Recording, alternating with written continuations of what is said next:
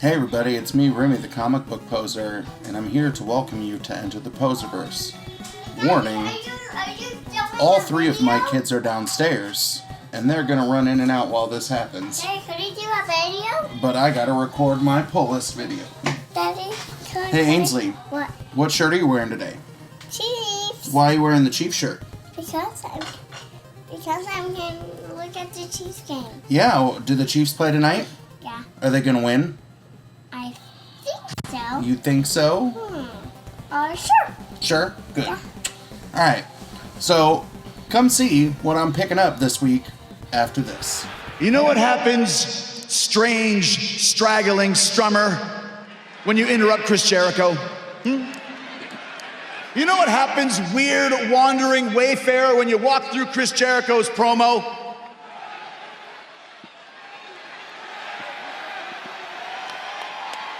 You know what happens, daffy, drifter, dandy?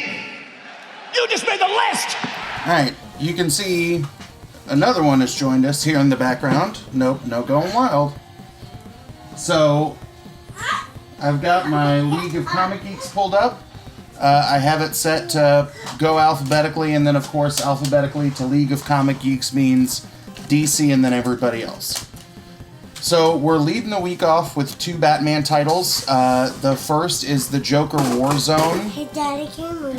So I don't know where this plays in continuity in terms of Tynian's run on Batman right now, but it says it's Daddy. short stories. Batman's? Hey, Yeah. Daddy, could you fix this? So I'm assuming it's it says it's short stories, so I'm wondering if it's kind of asides based on what's happening in the Joker War or has happened so far in the Joker War right now, leading up to Batman 100, which I think comes out either next week or in 2 weeks. And then we've got the follow-up to Batman 3 Jokers. Book number 2 of 3 comes out this week. I really loved the first one. I don't know if there was anybody I really heard that hated the book, so I'm excited to see what happens next. Coming up next, we've got Dark Knight's Death Metal Multiverses End number 1. I, again, am not up to speed on this one. My plan is to read.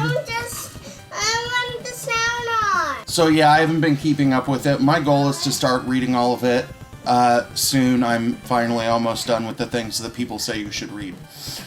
Next up is Justice League Annual number 2. I'm excited with the first book that Williamson did in terms of it being a tie into death metal. It makes me want to read faster what is going on in death metal to be able to understand it. So we'll see what is happening in the annual, but it looks like the annual is its own standalone story.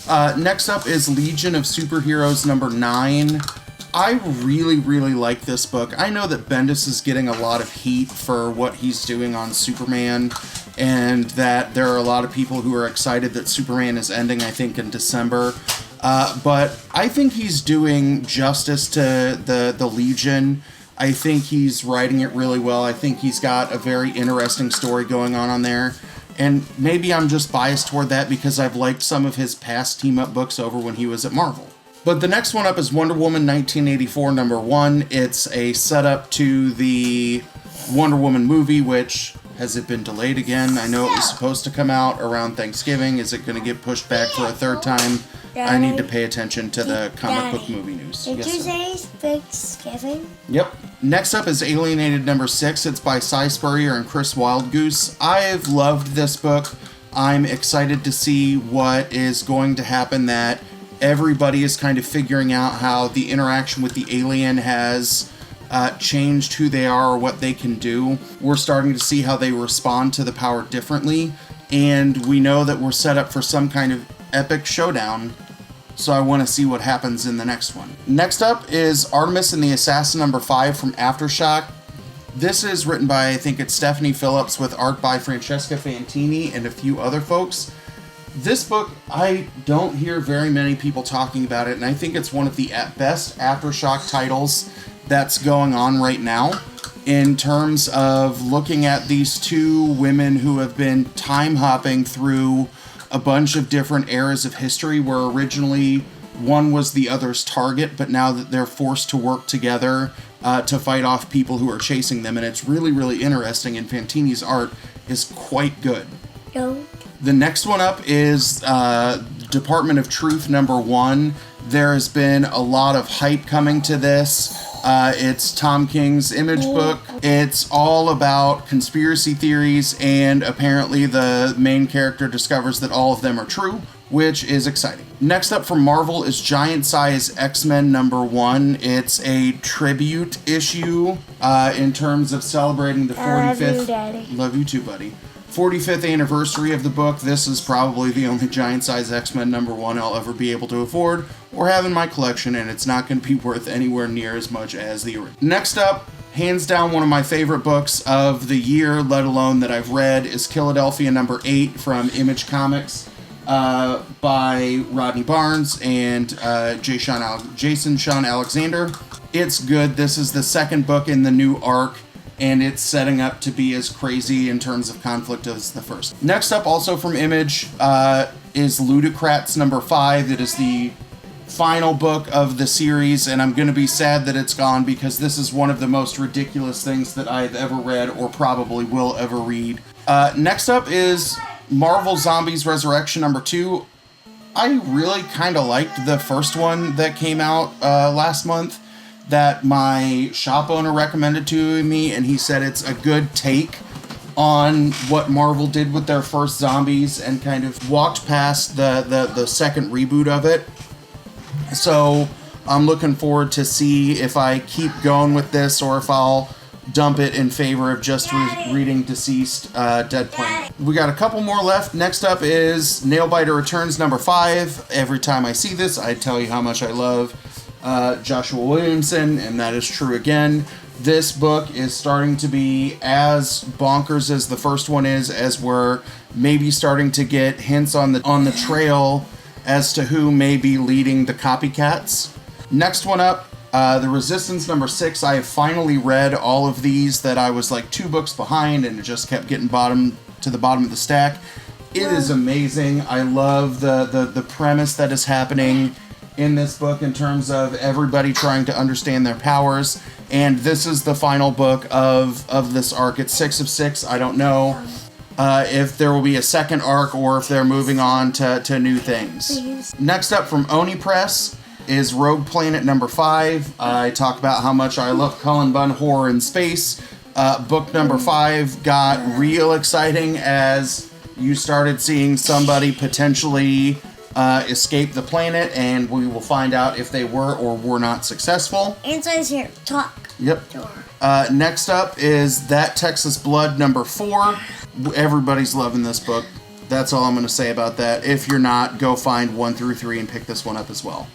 The next one, I know Toby will interrupt me when he hears me say the name.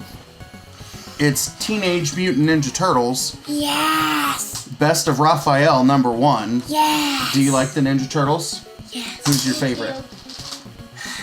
Leo. Leo. Ainsley, who's your favorite Ninja Turtle? Leo. Daddy likes Donatello.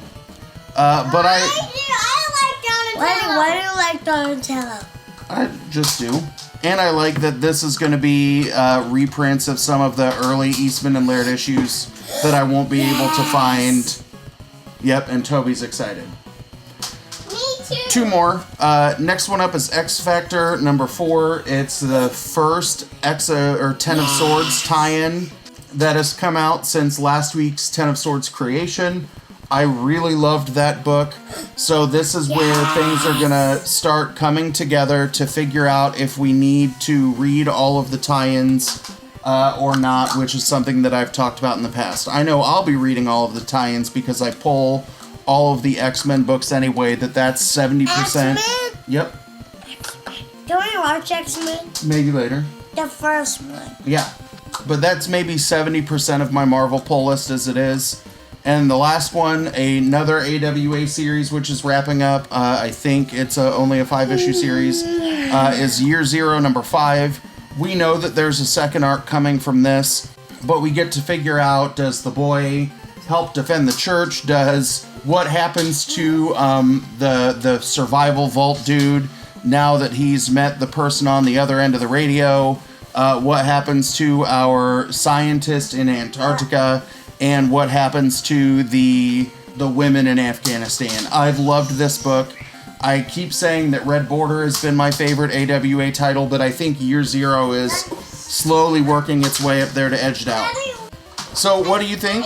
Are there any books that you're picking up this week that I'm not? Let me know in the description or in the comments down below that y'all have been good at giving me suggestions of things that I've been picking up and really enjoying, and I've been holding truer to treating my pull list like the club at capacity, that for each new suggestion I'm getting, I'm slowly taking more books off the pull list. So if there's something you think that I'll like better than something that's on here, let me know.